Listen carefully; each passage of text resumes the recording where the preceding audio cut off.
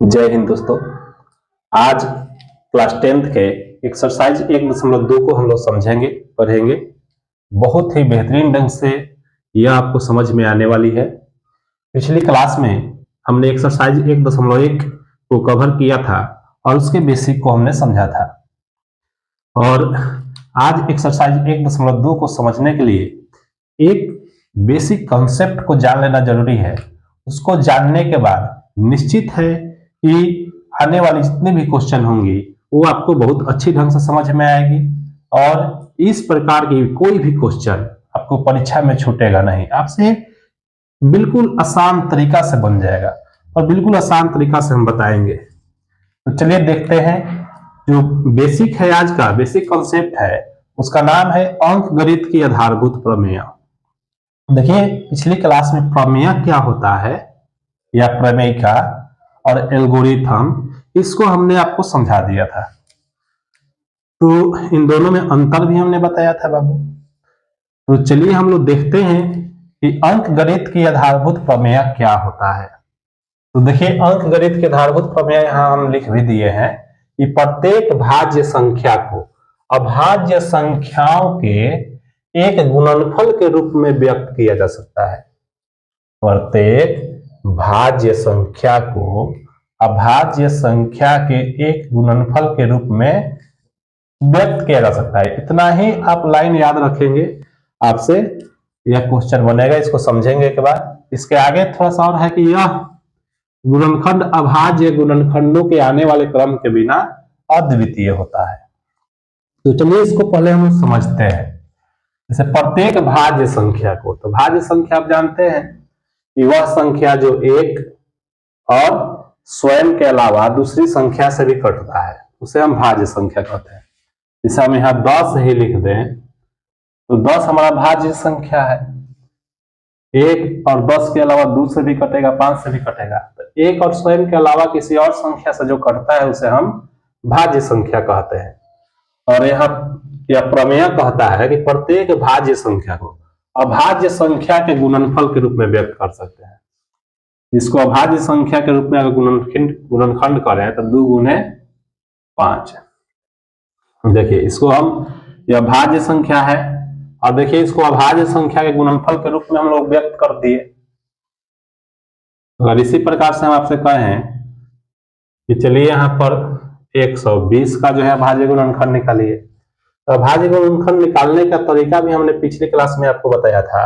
यह अभाज्य गुणनखंड कैसे निकलता है, तो एलसीएम के द्वारा। यहां हम एलसीएम निकालेंगे 120 का, या 200 कटेगा 60 बार में, फिर 2 से 30 बार में, फिर 2 से 15 बार में और फिर 3 से 5 बार में। तो क्यों एलसीएम के द्वारा निकालेंगे आपको समझाए हैं, फिर से समझ लीजिए कि इधर जो भी मिला, देखिए 2 मिला, 3 मिला और 5 मिला, यह 3 संख्याएं मिली, तीनों अभाज्य है। तीनों क्या है, हमने एलसीएम बनाया तो जो भी संख्याएं आया वो सभी अभाज्य है। इसलिए किसी संख्या को अभाज्य गुणनखंड में यदि व्यक्त करना है तो उसका हम एलसीएम निकालेंगे, क्योंकि एलसीएम में अभाज्य मिलता है। ठीक है, तो 120 का हमने एलसीएम निकाला तो 2 का संख्या कितना है, तो 2 3 गो है। 2 3 गो है तो इसको 2 के पावर हम 3 लिख सकते हैं, और गुने 3 गुने 5, 3 एगो है, 5 एगो है। तो यह देख सकते हैं कि यह 120 एक भाज्य संख्या है और इसको हम यहाँ अभाज्य संख्या के गुणनफल के रूप में हम लोग व्यक्त कर दिए। यही है आपका अंकगणित की आधारभूत प्रमेय।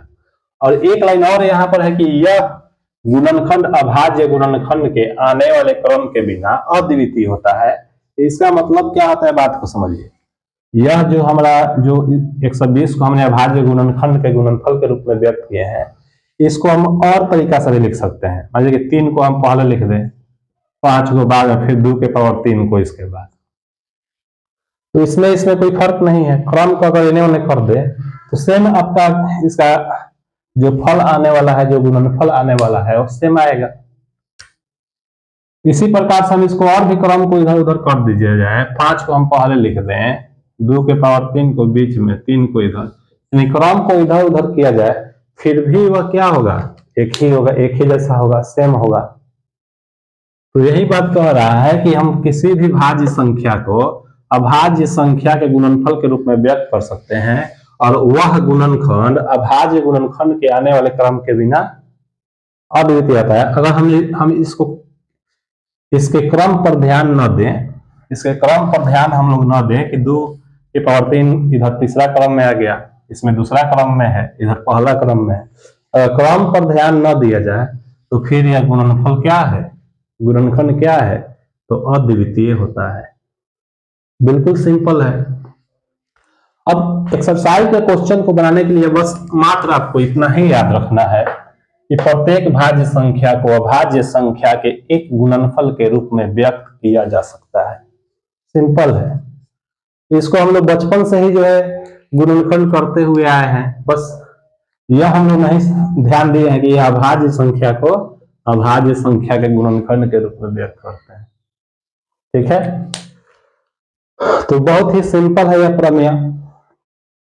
एक और आपको जो है बेसिक इस चैप्टर के लिए समझना है, तो उसको हम उसी क्वेश्चन के साथ बता देंगे। चलिए हम लोग आगे इस टाइप का जो क्वेश्चन है उसको बनाते हैं।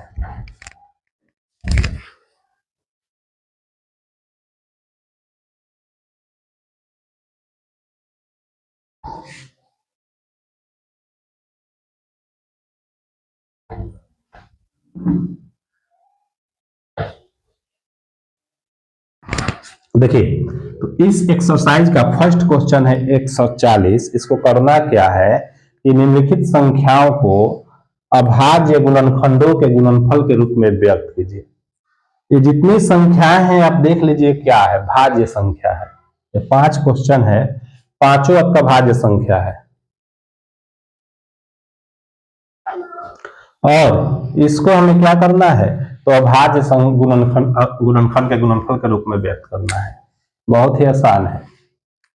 तो इसको करेंगे क्या, अभी हम आपको बताएं कि अभाज्य गुणनखंड के रूप में करने के लिए एलसीएम निकालेंगे, क्योंकि एलसीएम में जो भी मिलता है वो सब अभाज्य संख्या मिलता है। तो चलिए यहाँ पर सॉल्व 1 नंबर करते हैं। 140 है तो 140 का हम एलसीएम निकालेंगे। 2 से 70 बार में, फिर 2 से डिवाइड होगा 35 बार में, फिर 5 से 7 बार में। इसलिए 140 का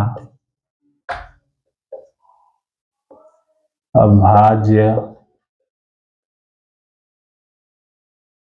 गुणनखंड हमारा हो गया। 2 कितना है तो 2 ठो है, 2 को 2 है तो इसको 2 के पावर 2 लिख सकते हैं। 5 एगो है तो 5 एगो, फिर 7 एगो है तो एगो 7 हो गया। सिंपल है, अभाज्य गुणनखंड में व्यक्त हो गया। इसी प्रकार से हमारा यहाँ पर सेकेंड क्वेश्चन 156 है। इसको आप लोग कर सकते हैं आसानी से। इसी प्रकार से एलसीएम निकालेंगे और उसको यहाँ पर इधर जो भी आएगा अभाज्य संख्या है उसको गुणनफल के रूप में लिख देंगे। इसके बाद एक 3 नंबर क्वेश्चन देखिए। 3 नंबर क्वेश्चन आपको हम बताते हैं। 3 नंबर क्वेश्चन है 3825। तो इसका भी एलसीएम हम लोग निकाल लेंगे, क्योंकि अभाज्य गुणनखंड में व्यक्त करना है तो एलसीएम निकालेंगे। अब देख लीजिए इकाई का अंक 5 है तो 5 से तो कटिए जाएगा, क्या 3 से कटेगा कि नहीं, इसके लिए विभाज्यता का नियम से चेक कीजिए। इसके अंकों को जोड़ेंगे, 5 2 7 8 15 और 3 18। इसके अंकों को जोड़ने पर 18 आ रहा है, 18 3 से कट जाएगा, तो यह संख्या 3825 भी 3 से कट जाएगा। तो 3 से काटिए, 3 एकम 3, 8 उतरेगा, 3 दूना 6, शेष 2 2 22 हो गया, 3 7 21, 1 ऊपर से 5 15 उतर हो गया, तो 3 5 15। फिर देख लीजिए 3 से कटे 5 7 12 2 14, 15 जोड़ने पा रहा है तो 15 3 से कट जाएगा, तो ये भी 3 से कट जाएगा। 3 चौका 12 और 7 में भाग देंगे तो 3 दूना 6, 1 5 3 5 15। फिर देख लीजिए 5 2 7 4 11, जोड़ने पर 11 आ रहा है, 3 से तो 11 नहीं कटेगा, तो 425 भी 3 से नहीं कटेगा। तो अब इकाई का अंक 5 है तो 5 से कटेगा। 5 8 है 40, 42 में हम 5 से भाग देंगे तो 8 बार में, शेष 2 होगा और 5 उतरेगा तो 25 हो गया, तो 25 में 5 से भाग देंगे 50 25, फिर 5 से यह 17 बने। इस प्रकार से हमारा जो है 3825 का अभाज्य गुणनखंड निकल गया। 3 की संख्या 2 गो है तो 3 के पावर 2 लिख सकते हैं। 5 की भी संख्या 2 गो है तो 5 के पावर 2 लिख सकते हैं। 17 की संख्या 1 गो है तो 17 अकेले लिखेंगे। बहुत ही आसान है। इसी प्रकार से 4 नंबर और 5 नंबर आप लोग बना सकते हैं एलसीएम के द्वारा। एलसीएम इसी प्रकार से निकालेंगे और अभाज्य गुणनखंड में यह व्यक्त हो जाएगा। बहुत ही सिंपल है। तो चलिए इसका अगला क्वेश्चन हम लोग देखते हैं।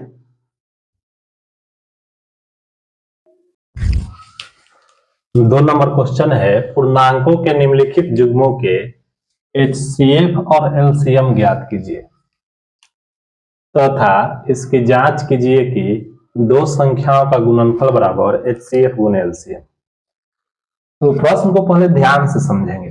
प्रश्न कह रहा है कि पूर्णांकों के निम्नलिखित युग्मों, युग्मों मतलब जोड़ा है। जो पूर्णांक या दिया है फर्स्ट क्वेश्चन में 26 और 91।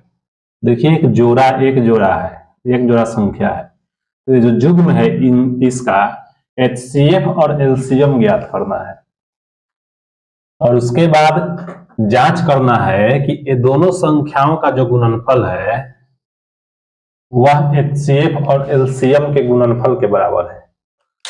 बहुत ही इजी है। एचसीएफ और एलसीएम निकालना तो आपको पिछली वीडियो में भी सिखा चुके हैं। चलिए एक बार और बताते हैं। देखिए 26 और 91 का हम एचसीएफ और एलसीएम गुणनखंड विधि से कैसे बनाएंगे। तो 26 का सबसे पहले गुणनखंड निकालेंगे। 26 का गुणनखंड निकालिएगा तो 2 गुने 13 और फिर 91 का गुणनखंड निकालेंगे तो 7 गुने 13। अब इन दोनों में देख लीजिए कि कॉमन फैक्टर आपका 7 गुणनखंड क्या है। दोनों में क्या मिल रहा है तो 13 मिल रहा है। कॉमन 13 है तो कॉमन फैक्टर 13 हो गया। तो इसलिए एचसीएफ आपका 26 और 91 का एचसीएफ 13 हो गया। जो कॉमन फैक्टर होता है वही आपका एचसीएफ होता है। ठीक है, तो कॉमन फैक्टर 13 है तो एचसीएफ 13 हो गया। एलसीएम क्या हो गया, तो जो कॉमन फैक्टर होता है उसको लिख देंगे। 13 आपका कॉमन फैक्टर है, इसको लिख देंगे और जो नहीं है वो सभी संख्या को लिखेंगे। आपका यहाँ एक 2 है और एक 7 नहीं है, कॉमन कोई नहीं मिल रहा है तो इन दोनों को लिख देंगे। अब इसको गुना करेंगे तो आपका 182 होगा। बहुत ही सिंपल है। एचसीएफ निकालने के लिए कॉमन फैक्टर लिखेंगे और एलसीएम निकालने के लिए कॉमन फैक्टर के साथ में जो नहीं मिल रहा है उसको भी लिखेंगे। तो एचसीएफ तो हमने निकाल लिया और एलसीएम निकाल लिया। फिर इसके बाद इसका जांच करना है कि दो संख्याओं का गुणनफल बराबर एचसीएफ गुने एलसीएम। तो सबसे पहले हम एलएचएस से चले हैं। एलएचएस को लिए है दो संख्याओं का गुणनफल बराबर दो संख्या कौन कौन सा है 26 और 91 है। तो इसका हमने गुणनफल किया तो 2366 आया, 2366। फिर हम आरएचएस से चलेंगे। आरएचएस हमारा एचसीएफ गुने एलसीएम है। तो एचसीएफ हमारा कितना रखा है तो 13 और एलसीएम 182। तो एचसीएफ के जगह पर 13 रखेंगे और एलसीएम के जगह पर 182। अब इन दोनों को भी गुना कीजिएगा तो आपका 2366 आया। गुना करके चेक कर सकते हैं आप। अब देखिए आपका एलएचएस और आरएचएस दोनों बराबर आ गया। जो जांच करने के लिए हमारा प्रश्न कह रहा था कि यह दो संख्या का गुणनफल बराबर है एचसीएफ और एलसीएम के गुणनफल के, वह हमारा यहाँ पर आ गया कि दोनों बराबर है। अतः यहाँ लिख दिए एलएचएस बराबर आरएचएस। बहुत सिंपल। इसी प्रकार से एक सेकेंड क्वेश्चन हम लोग देखेंगे। 510 और 92 का हम लोग को निकालना है।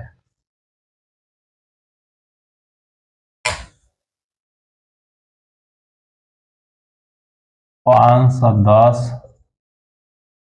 और 92, इसका एचसीएफ और एलसीएम निकालना है।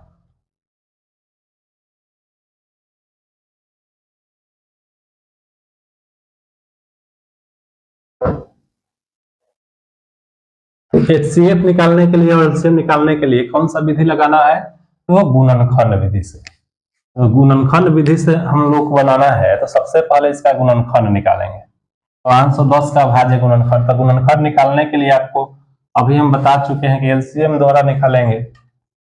510 का आप एलसीएम निकालिएगा तो 2 से 2 बार में, फिर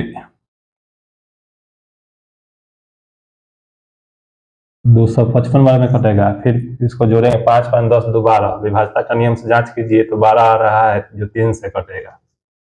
3 8 24, 1 5 3 5 15, फिर इकाई का अंक 5 है तो 5 से कट जाएगा 17 बार में। 92 का आप निकाल सकते हैं, 2 से आपका 2 चौका 8, 2 छक 12, फिर 2 से 23 बार में। इसलिए आपका जो है इसको कहीं आप रफ में भी कर सकते हैं, जो इसके पहले वाला क्वेश्चन में उसी प्रकार से हमने बनाया था। यहाँ इस क्वेश्चन में आपको दिखा दिए यहाँ पर। तो 510 का आपका गुणनखंड हो जाएगा 2 गुने 3 गुने 5 गुने 17, और 92 का हो गया 2 गुने 2 गुने 23। तो इसलिए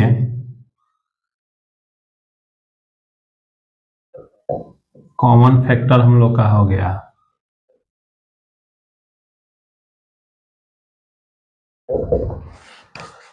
देखिए कॉमन फैक्टर है आपका 1 2 मिल रहा है, 1 ही 2 मिल रहा है, कुछ मिल रहा है और कुछ नहीं मिल रहा है, तो कॉमन फैक्टर 2 हो गया। इसलिए हम लोग का HCF 510 और 92 का HCF 2 हो गया, तथा LCM हो गया। LCM अभी बताएं कि जो कॉमन फैक्टर है इसको लिख देंगे, और जो नहीं मिल रहा है, जो कॉमन नहीं है, उसको भी लिखेंगे। देखिए यहाँ 3 नहीं मिल रहा है, इसमें कहीं 3 नहीं है, 5 नहीं है, 17 नहीं है, तो इसको भी लिखेंगे 3 गुने 5 गुने 17। इसके बाद इसमें भी एक 2 नहीं मिल रहा है, 2 और 23 इधर, तो इसको भी लिख देंगे 2 गुने 23। अब इसको गुना कर लीजिए, तो गुना करेंगे 2 3 6 25, दूना 60, और 60 में 17 से गुना कीजिए तो 17 में 0 से 0, और 17 का 6 बार गुना करेंगे तो 102 हो गया, 1020, और इसमें 23 से गुना करेंगे, 23 में 0 से 0, 23 दूना 46, 6 हासिल 4, 23 में 0 तो 4 के 4 हो जाएगा, 23 से कम, यह आपका हो गया 23,460। तो हम लोगों ने HCF और LCM गुणनखंड भी से निकाल लिया। इसके बाद फिर वही हमें जांच करना है कि दो संख्याओं का गुणनफल बराबर HCF गुने LCM। तो इसको जांचेंगे हम लोग, तो जांचने के लिए LHS से चलेंगे।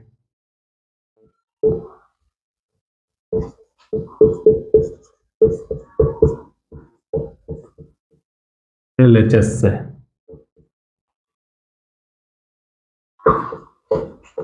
LHS हमारा दो संख्याओं का गुणनफल कह रहा है, तो दो संख्याएं कौन कौन सा इस प्रश्न में है, 2 नंबर में 510 और 92 है। तो इसका हम गुना करेंगे 510 गुने, या तो इसको लिख भी सकते हैं दो संख्याओं का गुणनफल। दो संख्याओं का गुणनफल आपका, दो संख्याएं 500, एक संख्या 510 और एक 92 है, इसको गुना कीजिए तो 510 और 92 को हम लोग गुना करें हैं 0 2 10, 9 में 0 से 0, 9 9 45, जोड़ेंगे तो 46,920 हो गया। दो संख्या का गुणनफल हो गया। LHS हम लोग निकाल लिए, अब RHS निकालेंगे। तो RHS है HCF गुने LCM, HCF गुने LCM। तो देखिए HCF हम लोग का कितना आया है, HCF 2 आया है, और एलसीएम कितना है तो 23,460, तो यहाँ पर लिखेंगे 23,460। अब इसका हम गुना करेंगे, 2 में 0 से गुना करेंगे 0, 2 में 6 से 12, हासिल 1, 2 चौका 8 और 1 9, 2 में 3 से 6 और 2 में 2 से 4। देखिए दो संख्या का गुणनफल भी 46,920 है और HCF और LCM का गुणनफल भी आपका 46,920 है। दोनों आपका बराबर आ गया और हम लोग को यही जांचना था कि दो संख्या का गुणनफल और HCF और LCM का गुणनफल बराबर होना चाहिए, जो हम लोग का आ गया।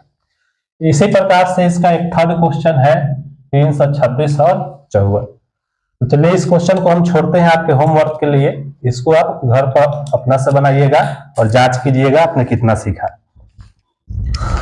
और इसके बाद अगला क्वेश्चन हम लोग 4 नंबर देखेंगे, जो हम लोग को अभाज्य गुणनखंड विधि से ही यही काम करना है जो अभी हम लोगों ने किया है, लेकिन फर्क बस इतना है कि यहाँ पर संख्याओं का युग्म था जिसका हमने HCF और LCM निकाला, और यहाँ पर संख्याओं की संख्या 3 गो है, 3 संख्याओं का हमें HCF और LCM निकालना है, और इस प्रश्न में हम लोग का 2 ही संख्या था। तो देखिए अगर 3 संख्याएं हो जाए तो उसको कैसे बनाएंगे, चलिए यहां बनाकर आपको हम दिखाते हैं, ध्यान से समझिएगा।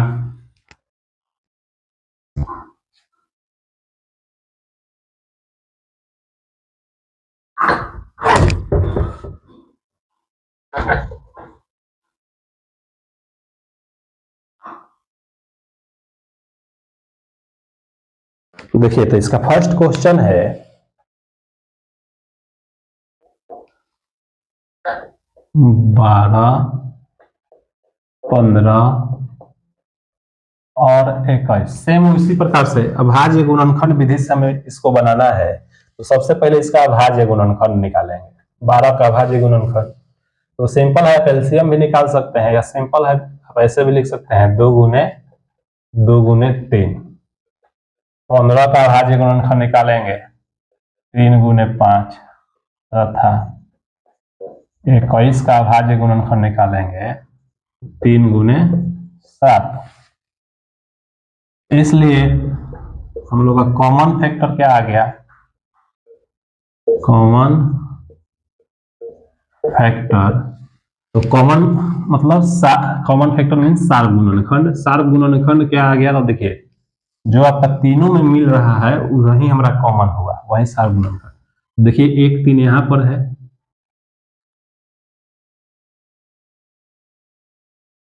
देख सकते हैं 1 3 आपका मिल रहा है तो कॉमन फैक्टर 3 हो गया। और कुछ मिल रहा है या 2 है, 2 ठो, इधर कहीं 2 नहीं है, इसमें भी नहीं है, 5 7 है कहीं और 5 7 नहीं है, तो कॉमन केवल हमारा 3 हो गया। जो कॉमन हो गया वही हमारा HCF होता है। HCF 12, 15 और 21 का HCF 3 हो गया, तथा LCM क्या हो गया,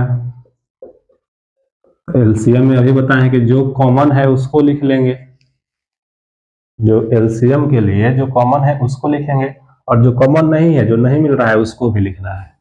तो क्या नहीं मिल रहा है, तो 2 को 2 नहीं मिल रहा है तो इसको लिख लेंगे, 5 नहीं मिल रहा है, 7 नहीं मिल रहा है तो ये भी लिख लेंगे। बहुत ही सिंपल है।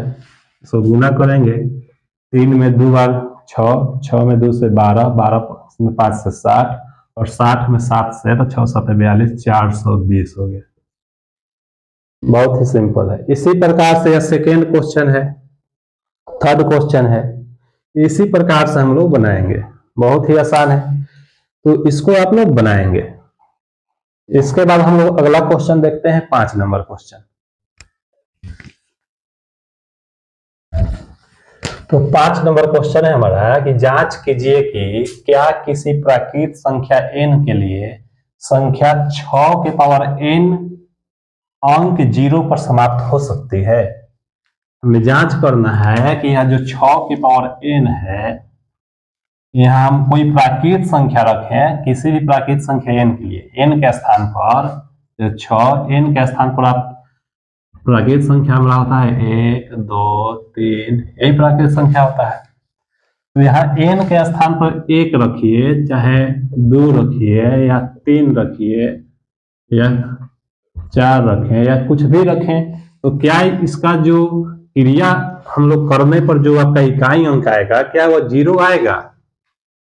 उसका अंक जो है 0 पर समाप्त होगा। तो 0 पर की कौन सी संख्या आपका समाप्त होता है, यहां ध्यान देंगे। 0 वाला देखिए 10 है, 20 है, 23 है, 40 है, कुछ भी यहां लिख सकते हैं, 100 है। 10 का गुणनखंड निकालेंगे 2 गुने 5, 20 का गुणनखंड निकालेंगे 2 गुने 2 गुने 5, 30 का गुणनखंड निकालेंगे 2 3 और 6 आएगा इस गुणनफल में। 40 का निकालेंगे 2 गुने 2 गुने 2 गुने 2 गुने 5, 2 दूना 4, दूना 8, 25 40। 100 का भी निकालेंगे 2 दूना 4, 25 20, 25 100। इसी प्रकार इकाई अंक 0 वाला का जितना का है गुणनखंड निकालिएगा, तो देखिए गुणनखंड में 2 और 5 जरूर रहेगा, 2 5, 2 3 6 25 30, देखिए 2 5 जरूर है। यानी किसी भी संख्या के गुणनफल में अगर 2 5 होगा तो अभी उसका इकाई अंक क्या आएगा, 0 आएगा। तो यहाँ पर जो हम लोग का दिया है कि 6 के पावर n, और n के स्थान पर कोई भी प्राकृत संख्या रखे तो क्या 0 आ सकता है? तो आप खुद यहाँ पर देखिए कि 6 का हम लोग अगर गुणनखंड निकालेंगे तो 2 गुने 3 होगा, इसका पावर n होगा। तो इसमें कहीं 5 आएगा, यहाँ हम कुछ भी पावर में यहाँ n का स्थान पर अगर 5 8 कुछ और लिख दीजिए, 2 कई बार लिखेंगे 8 बार, 3 कई बार लिखेंगे 8 बार, इससे 5 आएगा ही नहीं। तो जब इससे 5 आएगा ही नहीं तो इसका इकाई अंक शून्य नहीं होगा। इकाई अंक उसी का शून्य होगा जिसके आधार का, देखिए 6 आधार है और n घात है, आधार का गुणनखंड में 2 और 5 होना चाहिए। इस प्रकार से कोई भी क्वेश्चन आपका परीक्षा में आ सकता है। 8 के पावर n लिख देगा, 15 के पावर n लिख देगा और पूछ देगा कि क्या इसका इकाई अंक शून्य हो सकता है किसी भी प्राकृत संख्या n के लिए। तो इसका आधार क्या है, 8 है। आधार का गुणनखंड निकालेंगे 2 गुने 2 गुने 2, और ये जो पावर n है, तो इसमें कहीं 5 नहीं है, 2 तो है लेकिन 5 नहीं है, तो इकाई अंक शून्य नहीं होगा। इसका आधार 15 है, इसका गुणनखंड निकालिए 3 गुने 5, 5 आ रहा है लेकिन 2 इसमें नहीं आ रहा है, तो इसका भी इकाई अंक शून्य नहीं होगा। इस प्रकार का यहाँ कुछ भी कोई भी अंक दे सकता है, तो परीक्षा में आएगा तो हम लोग बना सकते हैं। चलिए इस क्वेश्चन का लैंग्वेज कैसे लिखेंगे यहाँ पर हम दिखा देते हैं आपको।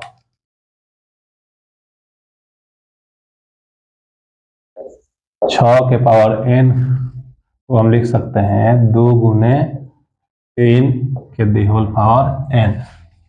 अब यहाँ लिख दीजिएगा चूंकि 6 के पावर n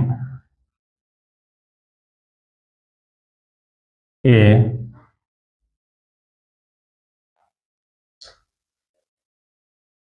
आधार के अभाज्य गुणनखंड में, ये जो आधार है 6 के अभाज्य गुणनखंड में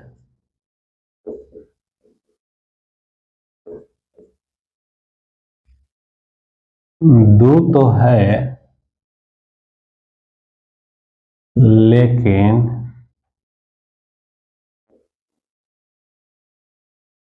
5 नहीं है, 2 है लेकिन 5 नहीं है, इसलिए 6 के पावर n किसी भी प्राकृत संख्या n के लिए, किसी भी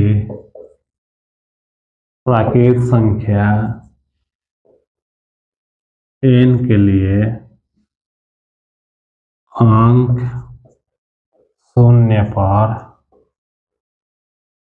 समाप्त नहीं हो सकता। सिंपल है। इस प्रकार से कोई भी क्वेश्चन आए तो हम लोग बना सकते हैं। चलिए तो इसका अगला क्वेश्चन हम लोग देखते हैं, या 6 नंबर क्वेश्चन।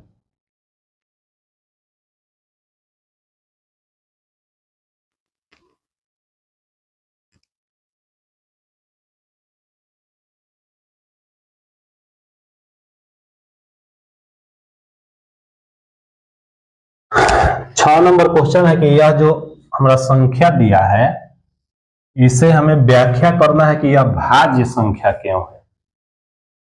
यह संख्या भाज्य संख्या क्यों है यह हमें बताना है। तो भाज्य संख्या के लिए अभी हम लोगों ने एक प्रमेय देखा है शुरू में ही, अंकगणित का आधारभूत प्रमेय। किसी भी भाज्य संख्या को अभाज्य संख्या के गुणनफल के रूप में व्यक्त किया जा सकता है। तो यदि अभाज्य संख्या होगा तो इसको अभाज्य संख्या के गुणनफल के रूप में हम लोग व्यक्त कर सकते हैं। और क्या देखिए तो इसको व्यक्त कर पा रहे हैं, तो इसका सॉल्व हम लोग करेंगे। यह 7 गुने 11 गुने 13 प्लस 13, यह संख्या क्या है इसको देखिए। 7 में 11 से गुना करेंगे 77, 77 में 13 से गुना कीजिए 13 7 91 के 1 हासिल 9, 13 7 91 9 100, 1001 हो गया। अब प्लस 13 है, इसमें 13 हम लोग जोड़ेंगे तो यह 1014 हो गया, 1014। अब इसलिए 1014 को अभाज्य गुणनखंड में तो चेक करेंगे कि होगा कि नहीं। अभाज्य गुणनखंड में चेक करने के लिए इसका एलसीएम निकाल लेंगे। या इकाई का अंक 4 है तो 2 से कट जाएगा, 2 को 6 10, 0 7, फिर यह 3 से कट जाएगा,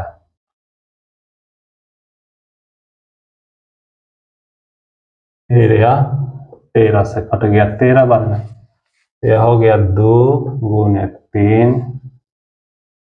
गुने 13 गुने 13। तो देखिए 1014 इसी का हम लोग सरल किए हैं तो 1014 आया है। 1014 को हम लोग अभाज्य संख्या के गुणनखंड के रूप में हम लोग व्यक्त कर दिए। और जब 1014 को अभाज्य संख्या के गुणनखंड के रूप में व्यक्त कर दिए, इसका मतलब क्या है कि 1014 क्या है, भाज्य संख्या है। इस नियम से तो अंकगणित की आधारभूत प्रमेय से। अंकगणित का आधारभूत प्रमेय कहता है कि किसी भी भाज्य संख्या को अभाज्य संख्या के गुणनखंड के गुणनफल के रूप में व्यक्त कर सकते हैं। तो अभाज्य संख्या के गुणनफल के रूप में हम व्यक्त इसको कर दिए, तो इसलिए यहाँ पर लिख सकते हैं कि अंकगणित के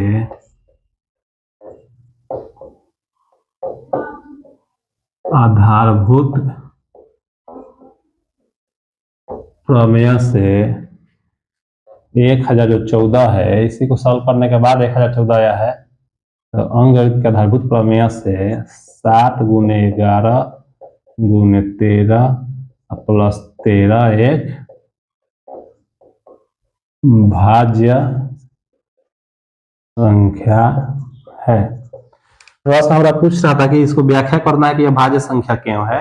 तो क्यों है उसका कारण हो गया कि अंकगणित के आधारभूत प्रमेय से यह एक भाज्य संख्या है। और इसको हम लोग यहाँ दिखा भी दिए कि भाज्य संख्या कैसे हुआ। इसी प्रकार से एक और क्वेश्चन, एक ही क्वेश्चन में 2 क्वेश्चन दे दिया है, जिसको हमने एक तो बना दिया और एक दूसरा है, इसको भी आप बना सकते हैं। देख लीजिए 7 गुने 6 गुने 5 गुने 4 गुने 3 गुने 2 गुने 1 प्लस 5 है। इसी का हम क्रिया करें, गुना करेंगे तो 7 में 6 से गुना कीजिएगा 42, 42 में 5 से कीजिएगा, फिर 4 से 3 से 2 से 1 से और उसमें 5 जोड़ेंगे। जितना संख्या आएगा, जिस तरह से हम यह गुना करके लाए हैं, जितना संख्या आएगा उसी का अभाज्य गुणनखंड हम लोग निकालेंगे। अगर अभाज्य गुणनखंड में व्यक्त हो गया तो अंकगणित के आधारभूत प्रमेय से यह भाज्य संख्या यह भी हो जाएगा। बहुत ही सिंपल है। तो चलिए इस एक्सरसाइज का एकमात्र और क्वेश्चन बच गया, लास्ट क्वेश्चन, उसको हम लोग देखते हैं। तो इस एक्सरसाइज का यह लास्ट क्वेश्चन है, 7 नंबर क्वेश्चन। तो देखिए यह क्वेश्चन को समझेंगे। कह रहा है कि किसी खेल के मैदान के चारों ओर एक वृत्ताकार पथ है। चलिए मान लेते हैं कि यह एक खेल का मैदान है, यह खेल का मैदान है और इसके चारों ओर एक वृत्ताकार यह पथ है, यह रास्ता है। इस मैदान का एक चक्कर लगाने में सोनिया को 18 मिनट लगता है। इस मैदान का एक चक्कर लगाने के लिए सोनिया को 18 मिनट लगता है, जबकि इसी मैदान का एक चक्कर लगाने में रवि को 12 मिनट लगता है। तो मान लेना है कि वे दोनों एक ही स्थान और एक ही समय पर चलना प्रारंभ करके एक ही दिशा में चलते हैं। मान लेते हैं कि दोनों जो है सोनिया और रवि इसी स्थान से और एक ही समय में एक ही दिशा में इस साइड से चलना प्रारंभ करते हैं, इधर से चलना प्रारंभ करते हैं। तो हमें बताना है कि कितने समय बाद वे पुनः प्रारंभिक स्थान पर मिलेंगे। तो देखेंगे, सोनिया को एक चक्कर लगाने में 18 मिनट का समय लग रहा है और रवि को एक चक्कर लगाने में 12 मिनट का समय लग रहा है। इसका मतलब कि रवि को कम समय लग रहा है। इसका मतलब है कि रवि का चाल सोनिया से अधिक है। रवि जो है सोनिया से अधिक तेज गति से चल रहा है। तो निश्चित है कि जब रवि एक चक्कर पूरा कर लेगा तो सोनिया कहीं इधर पीछे होगी बीच रास्ते में, और जब सोनिया एक चक्कर पूरा करेगी तो फिर रवि कुछ आगे निकल गया होगा। तो क्वेश्चन में यह बताना है कि दोनों जो है पुनः इस स्थान पर फिर कब मिलेंगे। तो फिर कब मिलेंगे, इसके लिए हमें क्या करना होगा, तो यह 18 मिनट और यह 12 मिनट जो समय है इसका एलसीएम निकालना होगा। एलसीएम क्यों निकालेंगे यह समझना जरूरी है।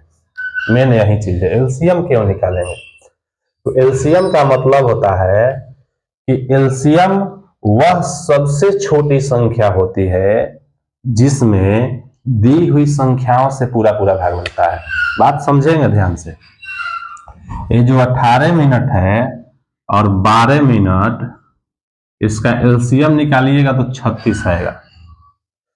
तो ये 36 सबसे छोटी संख्या है जिसमें 18 और 12 दोनों से पूरा भाग लगेगा। 36 से ऐसा कोई छोटा संख्या नहीं है, 36 से छोटा ऐसा कोई संख्या नहीं है जिसमें यह पूरा भाग लगेगा। ठीक है, 36 से छोटा कोई नहीं है। इसका मतलब है कि 36 मिनट में यह जो रवि है रवि का 3 चक्कर पूरा होगा और सोनिया का 2 चक्कर पूरा होगा। दोनों 36 मिनट बाद यहां पर मिलेंगे। तो चलिए इसको देखते हैं, एलसीएम निकालते हैं, सॉल्व करते हैं। यह जो है 18 मिनट का हम जो है गुणनखंड निकाले हैं, तो 2 गुने 3 गुने 3, 12 का हम लोग निकालते हैं 2 गुने 3, कॉमन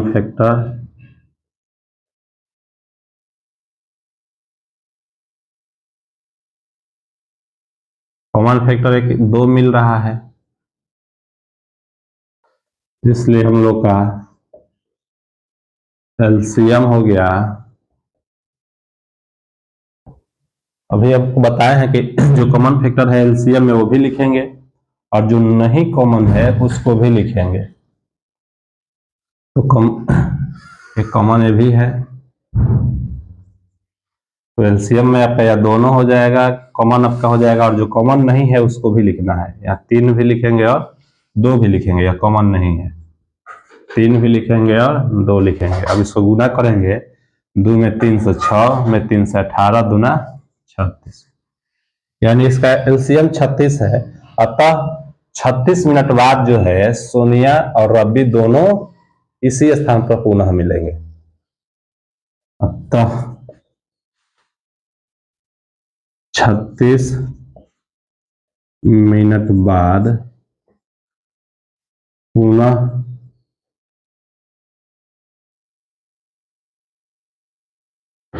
मिलेंगे। हो गया सॉल्व। बहुत ही आसान है। तो एक ही वीडियो में यह पूरा एक्सरसाइज खत्म हुआ, बहुत ही आसान तरीका से। अगर यह वीडियो आपको अच्छा लगा हो तो इसे लाइक, शेयर और सब्सक्राइब जरूर कीजिए। धन्यवाद।